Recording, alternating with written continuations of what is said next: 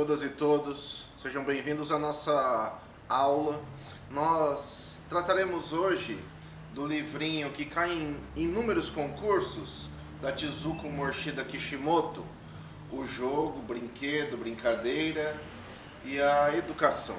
Então é um livrinho, né, cuja essa publicação nós temos de pouco mais de uma década atrás, mas que ele está presente em várias discussões e em vários concursos de professores, enfim, em especial da educação infantil. O livro não trata somente da educação infantil, o livro vai tratando dessas conexões do jogo em vários campos, e nós fizemos esta apresentação aqui divididas em dois momentos, né, ou em duas etapas. Nós veremos essas etapas já na sequência. Então esta é a capinha do livro, né? Então é um livro organizado pela Kishimoto, com vários autores, enfim, que escreveram artigos. Nós vamos começar a discussão, então, né? A primeira etapa diz respeito a uma construção de cada um dos artigos que nós temos no livro. Então nós vamos tentar dizer muito brevemente o que tem em cada um dos artigos e o que cada artigo traz de principal, discutindo os conceitos. Depois, mais na etapa final aqui da apresentação, nós vamos olhar os três conceitos que estão postos pela autora e pelos outros autores, olhando esses conceitos mais detidamente, porque geralmente são esses conceitos que caem no concurso. Então, para que a gente tenha um entendimento total do livro e depois dos conceitos mais centrados do livro, né? Logo no começo, então, a autora, né, o livro abre com a educação infantil, falando, né, da educação infantil como um espaço privilegiado para falar dessa temática. E é lógico que a gente espera que o jogo, o brinquedo, a brincadeira não estejam somente neste espaço, né, mas é na educação infantil, na pré-escola em especial, na creche, que essas questões vão aparecendo do jogo, do brinquedo, da brincadeira, e aparece com mais potência. Então começa por essa discussão. Mas nós entendemos que no Brasil criança é criança para além, né, da educação infantil, é criança no ensino fundamental, e mesmo nós, adultos, temos a nossa faceta brincante, né? Essa faceta brincante também está um pouco em discussão no livro, não totalmente, mas também está em discussão, porque todos os documentos no Brasil apontam para um professor que, ao trabalhar com crianças, atue de maneira brincante, mais diretamente brincante, com crianças, já que criança se fundamenta na cultura do brincar, na cultura lúdica. A cultura infantil se nutre do brincar, do brinquedo, da instrução de jogo, do que significa jogo, e é isso que nós tentaremos ver aqui na nossa apresentação. Então, já logo no começo, então, há uma discussão sobre essa questão da educação infantil. O lúdico ainda é visto como apropriado, é parte do processo educativo presente, né? Talvez as pessoas ainda não entendam a potência e a grandiosidade que é o que significa o brincar para a criança, e às vezes achamos que o brincar é uma coisa de segundo plano. Não é. Brincar é primeiro plano para qualquer humano, para qualquer ser humano.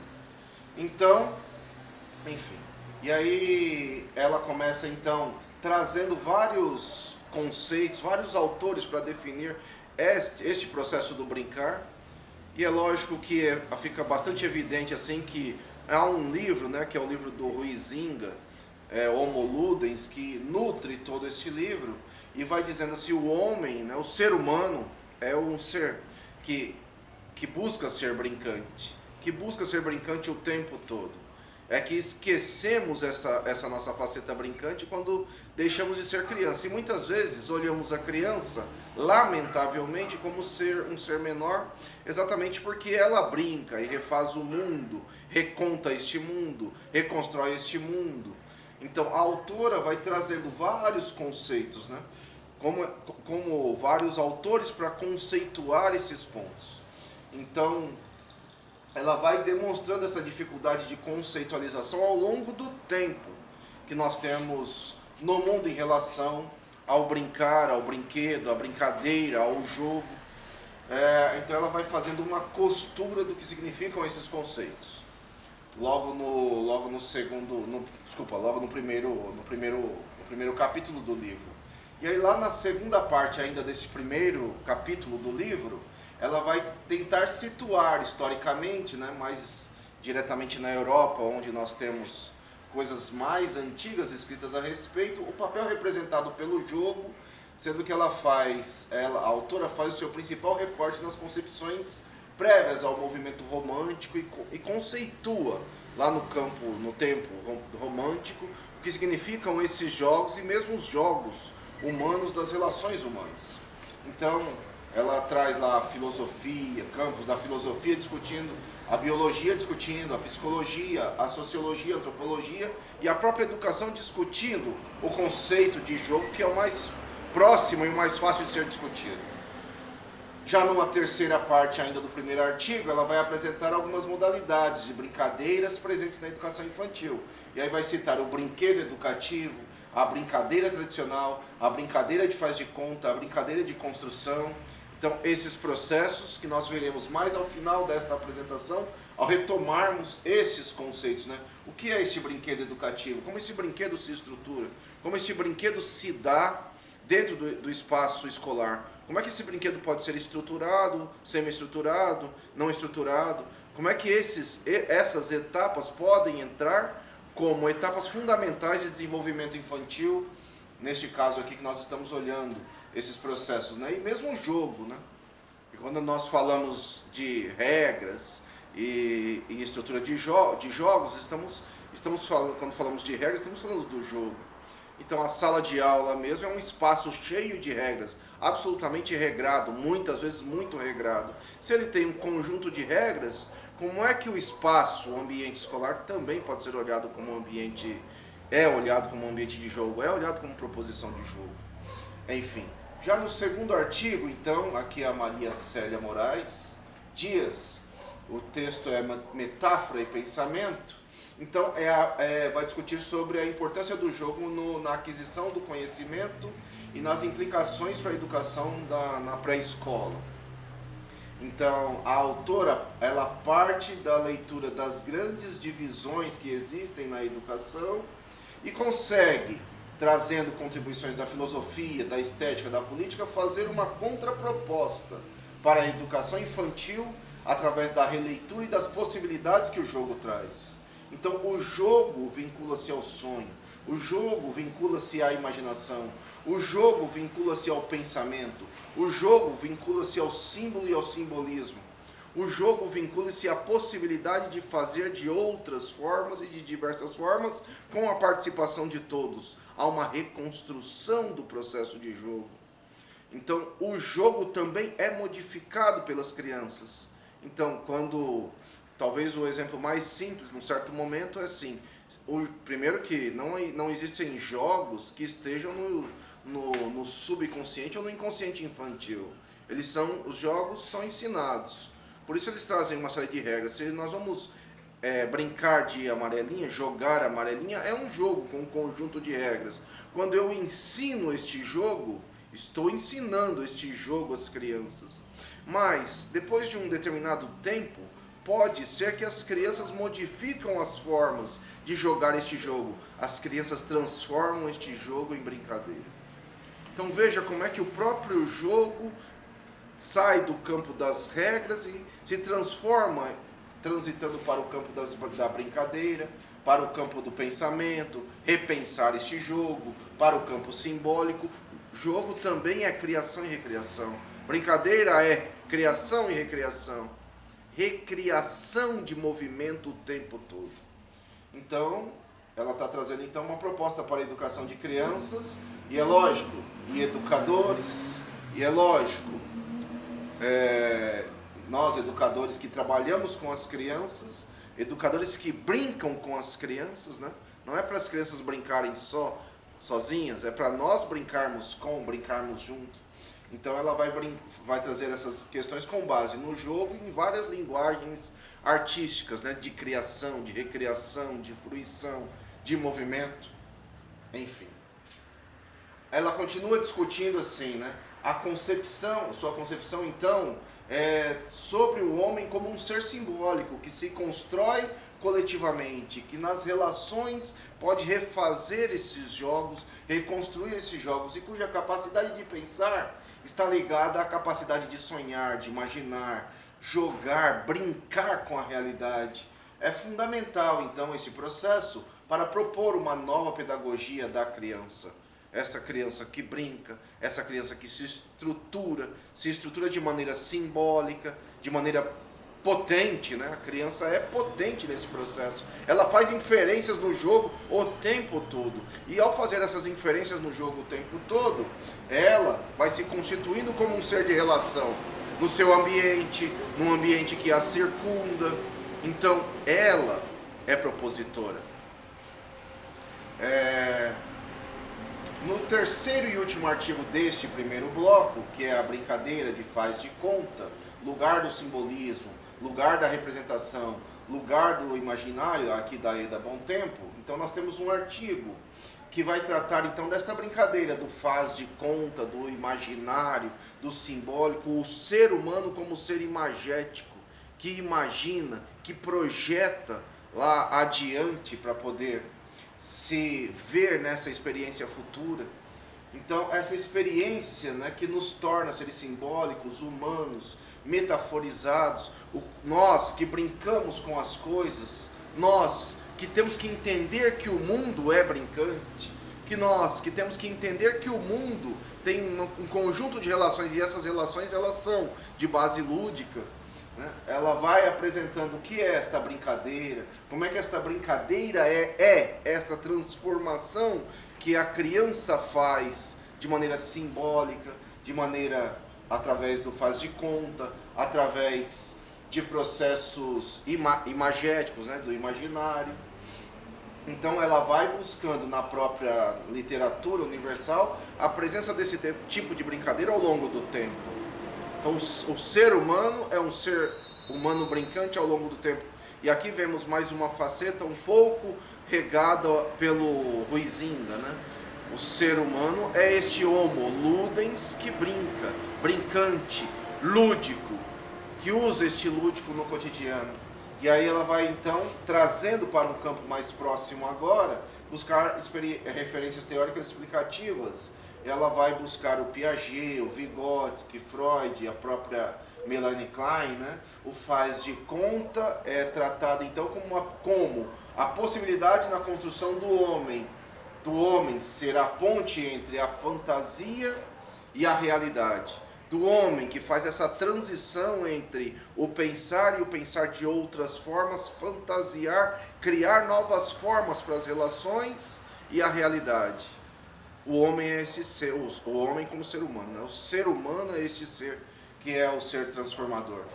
Então, esta primeira parte um pouco do livro se encerra aqui.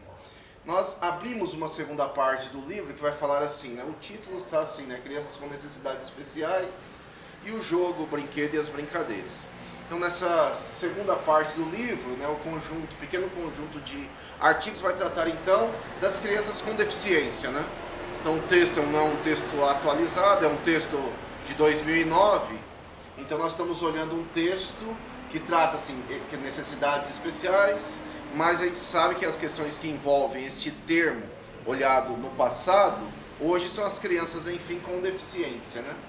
Então nos demais eu não atualizei no título, porque eu mantive o título, mas em outras partes aqui do próprio texto você vai encontrar assim, crianças com deficiência, porque é o termo já atualizado. Então este segundo grupo de artigos vai tratar das crianças com deficiência. Como a pedagogia olha, como a psicopedagogia olha essas crianças com deficiência, a avaliação, o processo que leva ao fracasso escolar e mesmo as questões que envolvem este fracasso escolar em relação aos processos de inclusão.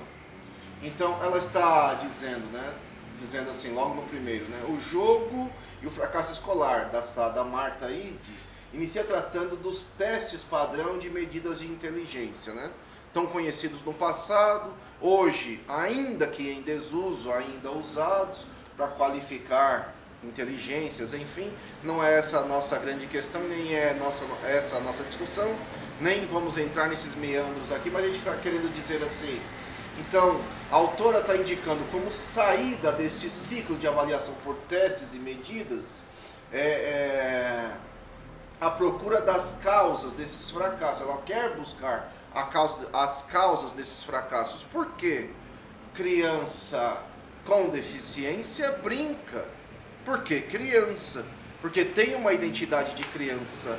Antes de ser deficiente, ela é criança com uma identidade de criança. Portanto, brinca.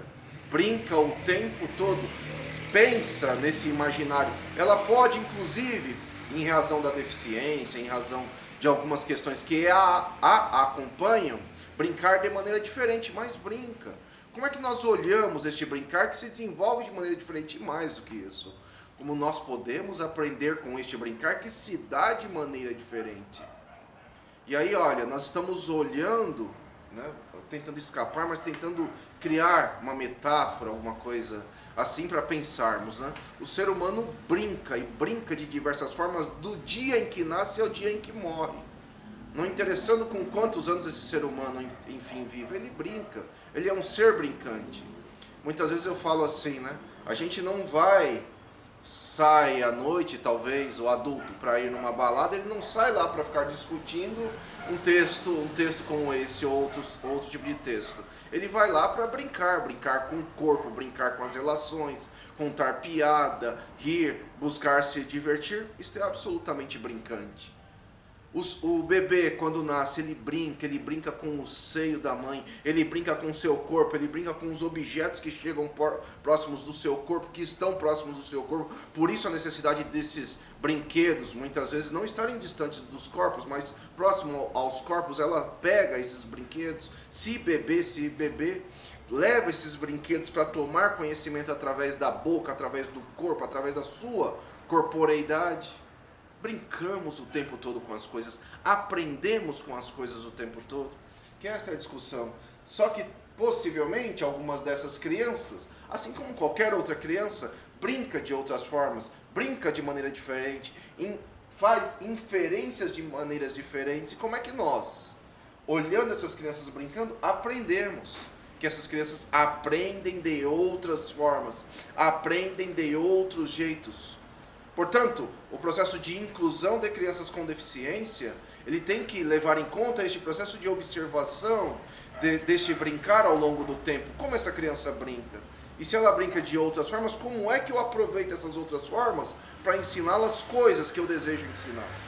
Enfim, então ela vai propondo alternativas educacionais de reversão dessa situação, a situação do fracasso escolar, de pararmos de olhar a criança com deficiência como alguém que não se desenvolve. É alguém que se desenvolve. E o brincar está presente nisso, de outras formas, de outros jeitos, trazendo novas linguagens que inclusive são ensinamentos para nós, educadores, né? Então tirar o estigma, seria então trazermos esta mediação, tanto humana quanto a instrumental, usar o jogo, o brinquedo, a brincadeira, de maneira instrumental para nos alimentarmos de fazeres pedagógicos. Essas crianças brincam de outras formas, brincam de outros jeitos. Então, é um pouco isso que nós temos que olhar. Já no artigo seguinte, o uso de brinquedos e jogos na intervenção psicopedagógica de crianças com necessidades especiais, reitero, né? O termo é antigo porque os textos, enfim, não são exatamente novos, mas são as crianças com deficiência, da Leni Magalhães. Aprofunda aquilo que foi já tratado pela autora anterior. Esta autora aqui faz uma crítica contundente aos conceitos piagetianos mais divulgados nos cursos superiores, tais como os estágios de desenvolvimento, de pararmos de olhar os conceitos piagetianos de maneira estanque, de olharmos os conceitos piagetianos de maneira mais ampla, aberta, e não só os piagetianos, né? Porque quando nós chegamos às deficiências, nos deparamos com essas questões, não foram diretamente observadas, não foi observada pelo Piaget, mas também não foram observadas diretamente pelo Vygotsky, pelo Vallon, né? Por esses mais clássicos. E talvez, muitas vezes, os piagetianos esqueçam de observar como o desenvolvimento de crianças típicas não é igual ao de crianças não típicas, né? Se ele é diferente, quais as diferenciações eu tenho que observar, trabalhar, tratar? Então, ela está criticando para falar como é que nós temos que desencaixar, porque eles não foram feitos para serem encaixados, colocados em caixinhas, os conceitos, mas como é que esses conceitos precisam olhar novos processos. Talvez até de maneira direta, assim, falando do próprio, talvez mais fácil, né, falar do próprio Vygotsky, né? Se a gente olha algumas questões do Vygotsky, num primeiro momento, por exemplo, nós temos dificuldade em situar o Vygotsky para criança surda. Mas, no segundo momento, se a gente desencaixa um pouco o Vygotsky e olha essa criança surda a partir do ensino da linguagem, da língua brasileira de sinais, né, e da aprendizagem da língua brasileira de sinais, de uma língua, e a partir da Libras, da língua brasileira de sinais, as linguagens diversas que ela consegue desenvolver a partir da Libras, aí sim podemos olhar. Mas o Vygotsky, mesmo os vygotskianos posteriores, né, eles não escreveram diretamente sobre a questão que envolve, por exemplo, o surdo. Escreveram mais diretamente sobre o caso de crianças típicas. Então, como escreveram mais diretamente, nós temos que desencaixar esses autores. Então ela está falando, né, para se contrapor à tendência, essa tendência que ela está criticando, ela propõe uma noção de equilibração e reequilibração, presentes de um jeito e de maneira diferente, tanto no Piaget quanto no Vygotsky, a noção de equilibração e de equilibração das estruturas cognitivas como conceito central. Como é que essas crianças aprendem, se equilibram, se reequilibram, se desequilibram para buscar e conquistar novos conhecimentos? Porque neste caso dessas crianças é de maneira diferente do caso das crianças típicas. Então ela vai discutindo os universalismos, as teorias que nos amarram. Então as teorias não são fechadas, não são universais iguais para todos. E até de certa maneira a gente pode olhar esses autores e falar, não foram pensados assim. Eles foram pensados naquele momento com aquele olhar, mas é um momento lá atrás. Como é que nós hoje, com outras crianças, outras proposições, outras características de crianças dentro da escola, agora que são as crianças com deficiência, como é que nós trabalhamos essas outras formas de aprender, essas outras formas de brincar, essas outras formas de conceituar os saberes dessas novas crianças, como é que nós trazemos esses saberes das crianças com deficiência? Então, ela está falando assim, então é necessário trazer o desejo, é necessário trazer o outro, é necessário trazer o saber e o não saber, de uma forma muito mais interessante. Por quê? Porque diversa, porque com mais possibilidades, porque com mais diversidade, é uma riqueza gigantesca que entra na sala de aula. Então, há uma necessidade de desnaturalização dos lugares, do saber e de não saber, dos aprendentes, quem é aprendente de quem é ensinante. Desnaturalizar não é um olhar naturalizado, fechado, achando que é de uma determinada forma, quando não é. Então, voltando um pouquinho, né? É para sair de processos de alienação, é desalienizar o olhar, né? E aqui ela está trazendo, inclusive, o Barthes e o Bourdieu para discutir nesse sentido, né? Então, é uma rediscussão. Eu sempre quero dizer assim, né? Talvez um jeito mais fácil de pensar é pensarmos, talvez desta forma, é olharmos assim. Não é um processo de inclusão apenas da criança com deficiência. É um processo de inclusão da criança com deficiência, mas é um processo de inclusão potente para cada um de nós, professores. Nós é que estamos sendo incluídos neste processo, quando nos deparamos e nos encontramos, e agora nos encontraremos sempre, com crianças com deficiência. Enfim, os jogos, os brinquedos, os materiais pedagógicos são analisados quanto à possibilidade desses objetos, brinquedos, materiais pedagógicos, deles interferirem nessas estruturas de alienação social. O brinquedo não tem uma estrutura fechada, ele não é de um determinado jeito. Talvez um outro jeito de dizer seria dizer assim: não existe brincar de menino, não existe brincar de menina, existe um brincar que é próprio daquela criança. com as singularidades daquela criança, com os olhares daquela criança, com as inferências e saberes que aquela criança traz, seja ela deficiente ou não deficiente. Então, depois a autora vai apresentar a noção de modalidade de aprendizagem, isto é, o tipo de relação que cada sujeito, a partir de si, da sua própria história, constrói ao conhecer o mundo. Conceito este desenvolvido por Alicia Fernandes a partir da psicanálise e da psicologia genética, né? Acabamos de afirmar isso, né? Como é que esses saberes das crianças, né? Os piagetianos vão chamar conhecimentos prévios. Como esses conhecimentos prévios de toda e qualquer criança entra no processo de aprendizagem. E o texto, enfim, vai se concluir com a análise das relações das modalidades de aprendizagem e as ofertas de vários processos de ensinagem. Eu ensino, mas a criança também me ensina. Eu ensino e aprendo. Então, há vários processos de ensinagem. E como é que as crianças nos ensinam? Nos ensinam brincando. Às vezes no brincar livre, às vezes no brincar dirigido, às vezes num brincar dentro de uma atividade, às vezes num brincar que começa dentro de uma atividade e se abre, às vezes num processo de contação de história, às vezes num processo onde as crianças recontam essa história para mim e assim sucessivamente. Então, ela coloca as experiências, ela vai colocando as experiências com jogos e materiais pedagógicos como modos de pluralização dessas várias modalidades de aprendizagem e também um apelo ao trabalho educacional voltado ao desenvolvimento de várias, diversas e diversificadas formas de inteligência.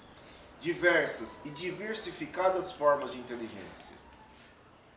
No texto, o jogo na organização curricular para deficientes mentais, a Maria Luísa Ribeiro inicia uma análise das práticas tradicionais de atendimento às crianças com deficiência e com as resistências pessoais e sociais a uma mudança de concepção nesse tipo de atendimento. Então, a autora já vai nos trazendo os problemas que não estão, né, nas crianças com deficiência. Esses problemas estão na nossa resistência, no nosso preconceito, quando nós encaixotamos os saberes dessas crianças num determinado lugar, o que leva àquele fracasso escolar. Então, quando nós rotulamos essas crianças como aprendem ou não aprendem, e não é isso que é a discussão é exatamente o contrário. Então, o jogo, o brincar, o brinquedo, o espaço lúdico, tudo isso nos possibilita conhecer de outras formas os saberes dessas crianças.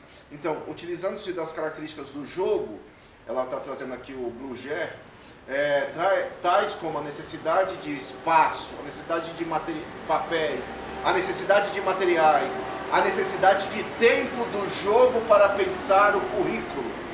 Então, a autora vai denunciar a cultura do trabalho individualizado, do trabalho isolado do educador com crianças, do educador de crianças com deficiência. Então, é como nós, nos apropriando desses saberes, fazemos um processo total de inclusão de todas as crianças com e sem deficiência no mesmo âmbito, como nós construímos esta relação. Talvez uma questão que nos envolva é pensar assim, né? Nós hoje, adultos, professores, quando estudamos não tivemos essa escola inclusiva. Hoje nós temos essa dificuldade por isso, né? Dificuldade de ter este olhar humano, humanizado, de incluir a todos. Então não é isolado, é conjunto, é coletivo. As crianças aprendem no individual e aprendem no coletivo de novo. Vão voltando essas discussões. Individual, coletivo, individual, coletivo, individual, coletivo. Então, que não está presente, né, esse saber isolado de educador com as crianças, de crianças com deficiência, não está presente nos debates dos demais educadores. Então nós temos que discutir isso de maneira mais ampla, discutir isso cotidianamente, aprender com esses novos saberes que as crianças com deficiência trazem à escola. Então ela denuncia esta experiência de prática social do educador como criador como criador único do currículo. Então, O currículo não é criado pelo educador, ele é este movimento, onde eu preciso dos saberes das crianças, de todas, inclusive das crianças com deficiência. E olha a riqueza, olha a pluralidade que eu vou ter de saberes que eu posso transitar, trabalhar de diversas formas. Olha a diversidade de inteligências que eu posso trabalhar de diversas formas. Olha a riqueza de ações e de movimentos, de atitudes que eu posso ir desenvolvendo. Então é necessário, autora, é necessário ousadia nos professores de educação especial inclusiva para que utilizem na construção das suas propostas educativas as discussões atuais do currículo e quebrem uma visão conformada daquele que não sabe, daquele que não pode, daquele, olha, o termo que eu vou falar, né? Da criança com deficiência como coitado. Então é como eu penso e repenso as minhas práticas a partir desses vários saberes, observando e brincando junto para aprender como essa criança aprende de outras formas brincando. Enfim, os últimos capítulos do livro, né, agora sim, a formação do educador através da vivência, veja, através da vivência, está nessa parte final, vivência, da discussão e da reflexão sobre o jogo, o brinquedo, as brincadeiras, enfim.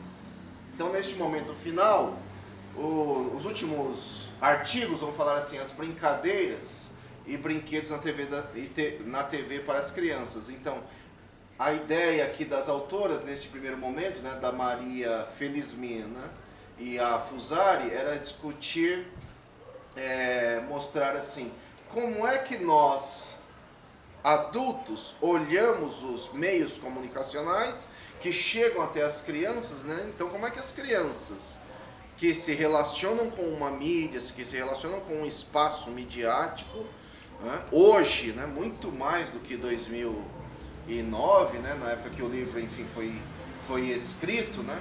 Como é que nós, enfim, olhamos esses instrumentos de maneira crítica? Então, a formação dos professores precisa gerar novas formas, mais competentes e criativas de interagirmos, olharmos esses multimeios que hoje, cada vez mais potentes, cada vez mais dinâmicos, né? Hoje, com a internet, com a difusão da internet, com a difusão de redes sociais, né, que as crianças acessam desde pequenas, né, nós não acharmos que é processo natural, né? Você viu já anteriormente dizendo, é desnaturalização. E a criança muitas vezes perde o brincar exatamente pela essa massificação do tipo de brincar que aparece nas mídias sociais e nas redes sociais e nas formas de brincar que se tornam massificadas em determinados momentos.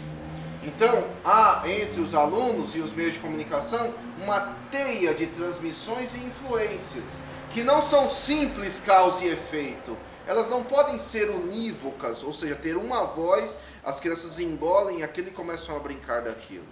Muitas vezes até falo assim, né?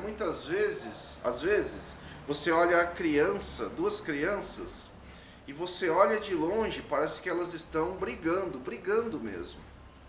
E quando você chega perto delas, inclusive para chamá-las a atenção, para pararem de brigar, elas falam que não estão brincando. Elas falam, estávamos brincando de lutinha. Onde será que elas aprenderam a brincar de lutinha? Se não nos meios hoje midiáticos, nos vários tipos de jogos que tem, na própria internet, as próprias formas de desenhos infantis que hoje se dão de outras formas. Então a autora relata uma pesquisa feita com os futuros educadores, né, já que aqui a ideia é discutir a formação dos educadores, de nível universitário ou de nível médio, na qual é feita a análise de um trecho de um vídeo do show da Xuxa, em que aparece uma situação de jogo competitivo. E a partir da análise feita pelas alunas, uma visão de mídia e de jogo é constituída. E muitas vezes, sem nós percebermos, nós reproduzimos de maneira natural, e veja que a discussão é por desnaturalização, nós discutimos de maneira natural, achamos que é natural incluirmos esses processos em sala de aula.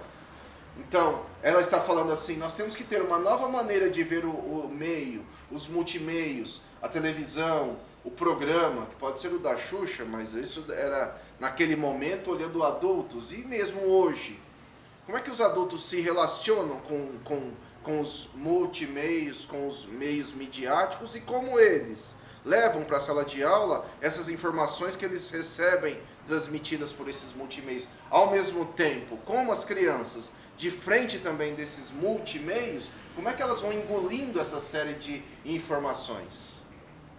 Para ir fechando o livro, né, nesse mesmo campo, né, sobre a formação, né, o jogo e a formação de professores, videodrama pedagógico da Heloísa Dupas, relata uma experiência com alunos de prática de ensino na qual foi usado o videodrama pedagógico, de derivação do psicodrama, com o objetivo de fazer o aluno de ensino superior refletir sobre a sua prática como aluno e sobre o seu papel de professor. Então, se nós não refletirmos sobre a nossa ação cotidiana, se nós não pararmos e refletirmos sobre as nossas práticas cotidianas enquanto adultos, não conseguiremos refletir sobre as práticas que adotamos nas atividades com as crianças. Então veja como aqui está frisando a necessidade de formação permanente do professor numa revisão de si mesmo, para ele rever, refletir sobre o que faz para, quando for trabalhar em sala de aula, olhar que vivências ele está propondo. Para não propor, não seria não propor, mas para que ele, ele precisa também trabalhar com esses multimeios, olhar de maneira crítica esses multimeios, olhar com um olhar de educador esses multimeios e na sala de aula trabalhar isso com as crianças. Essa não é uma questão bem resolvida a nós, professores, a nós, educadores, né? Parece resolvida, mas não é, né? Nos últimos anos nós temos visto uma série de programas, por exemplo, televisivos, né, de desenhos de massa e muitas vezes reproduzidos dentro da escola. A escola não é lugar de transmissão. A escola é lugar de transformação desses saberes. Eu quero dizer assim, então quando nós olhamos o que tem aparecido nos últimos anos em relação a novos tipos de desenho que as crianças consomem, nós temos que parar e refletir com as crianças. E para além disso? E o que se faz para além disso? Para isso não ser somente competição, para isso não ser só consumo, sim, essas questões estão presentes, então elas precisam ser, de alguma forma, com o olhar de criança, ser levado para o ambiente escolar, rediscutido no ambiente escolar de forma lúdica. Então, o relato é interessante na medida em que essas provocações promovidas pela vivência na formação do professor, em sua vida afetiva, em sua vida intelectual, de adulto, auxiliam a reconhecer as muitas formas de entender a cena educacional, a afiar a sua sensibilidade ao brincar, ao jogar com as crianças em sala de aula, ao levar propostas lúdicas para a sala de aula e rediscutir com as crianças de outras tantas formas. Onde é possível isso? Eu falaria assim, falo de maneira muito direta. Onde é possível fazer isso, o local é a escola. Não vai ser o computador, não vai ser a internet, não vai ser a televisão que vai fazer essa discussão com as crianças. Então, nós é que temos que fazer esta intermediação, entrar no meio deste ponto, mas essa é uma discussão que aqui no livro está sendo dito assim, começa por nós mesmos enquanto educadores. E, para fechar, né, a discussão é a educação... Desculpa, eu acabei voltando, desculpa. A educação é lúdica. E, para fechar, há uma discussão assim, né? A educação, ela deve ser lúdica ou séria, né? A seriedade na busca do jogo, do lúdico na matemática. Então, o Manuel Orisvaldo, ele vai falar assim, a educação matemática, ela pode ser muito brincante. Para ela não ser este problema que tem se tornado nos últimos anos, a matemática é muito brincante. E dá para brincar com esta matemática de inúmeras formas na educação infantil. E aí ele está falando assim, que vai para além do modismo, que nos últimos anos teve uma série de modismos sobre a etnomatemática. Não estamos jogando, ele também não está jogando fora a etnomatemática, nem a modelagem matemática, mas é falar assim, hoje há muito mais possibilidades de discutir a matemática. E aí a matemática que é presente, está presente no cotidiano de todo mundo, como é que eu brinco com ela de maneira muito direta e concreta, né? No cotidiano? Então, ele vai tratar com propriedade de duas questões centrais na relação jogo e educação. A primeira diz respeito ao fato de que o jogo, em uma proposta educativa, nunca está dissociado do conjunto de elementos presentes no ato de ensinar. Então, a educação, o jogo, em uma proposta educativa, nunca está separado dos elementos presentes no ato de ensinar. Então, o projeto educacional deve levar em conta os processos do brincar, para ensinar de maneira lúdica, para ensinar matemática, para ensinar mesmo as outras áreas do conhecimento e eu brincar com essas outras áreas do conhecimento. E quando falamos brincar, estamos falando de coisa importante, né? De coisa séria, de que o brincar é fundamental. É ação importantíssima a ser observada, trabalhada de maneira conjunta também pelo educador. E aí, para justificar sua argumentação, ele vai procurar na história da educação e na história da educação matemática exemplos que demonstram esta afirmação. Então, eu falaria assim, é muito evidente esses processos ao longo da própria história da matemática, né? Ao longo da própria história da matemática é possível entender como é que os jogos entraram e como é que esses jogos se constituíram formas de brincar que redesenhavam, remodelavam as sociedades, né? Se a gente vai lá no xadrez, se a gente vai na construção do jogo de dama, se a gente vai na construção do que significa a mancala e outros tantos jogos históricos. Aqui estamos falando só de jogos históricos, mas poderíamos situar outros jogos mais digamos assim, mais novos, né? Então, como é que esses jogos eles foram retratos, brincadeiras dominós, baralhos, como é que eles foram retratos, brincadeiras, formas de o adulto retratar a sociedade em que ele estava inserido. E que neste processo a gente podia fazer de diversas formas e brincar de diversas formas com as crianças. Então, essas questões bem trabalhadas a seriedade do jogar e os diferentes usos dos jogos. Então, é possível trabalhar com diversas linguagens e diversas formas. É possível e necessário, mas o professor tem que se desmistificar neste processo. Enfim, chegamos ao final da primeira etapa da aula sobre a Tizuko Morishida e voltaremos então depois numa segunda aula para terminar e para situarmos apenas os conceitos mais diretamente relacionados neste livro, né? O jogo, o brincar, o brinquedo, a educação, nós vamos olhar na segunda aula. Espero que você tenha conseguido compreender a nossa discussão até aqui e vamos para a nossa segunda aula daqui a pouco. Obrigado.